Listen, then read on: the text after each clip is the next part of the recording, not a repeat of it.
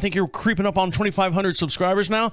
And the reason why I bring that up is because for a while there, we were kind of just forcing the audio portion of the channel out, and people would go and see the YouTube and stuff. But with all the videos, all the x-rays, all the photos, all the live guests that we've had here over the last 3 years, the channel is really, really taken off. We appreciate each and every one of you that are doing that. So if you'd like to see everything that goes on in the full-length podcast, go over to YouTube, search Equine Dynamics or Equine Dynamics with Mike Stein.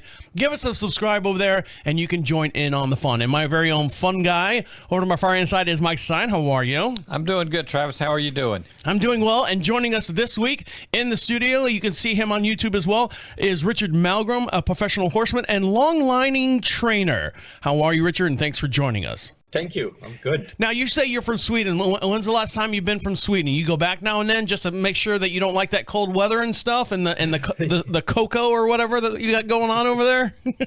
Yeah, no, I go. I still have my mom over there and my brother and his family. So yeah, I and friends, of course. So yeah, I try to go over at least once, hopefully twice a year. Well, that's good. That's good that you stay in contact with them and stuff. Yeah.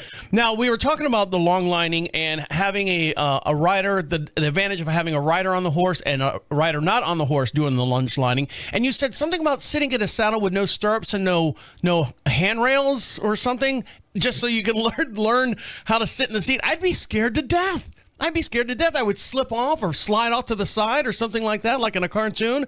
I guess they do that. I've never heard anyone do that. Honestly, since we've been doing this show and since my wife has had horses, if you do, you'll stop when you hit the ground. I'm sure. So this is a common practice but you would have to have someone on the ground for the most part doing the lunge line. I understand that part. Yeah.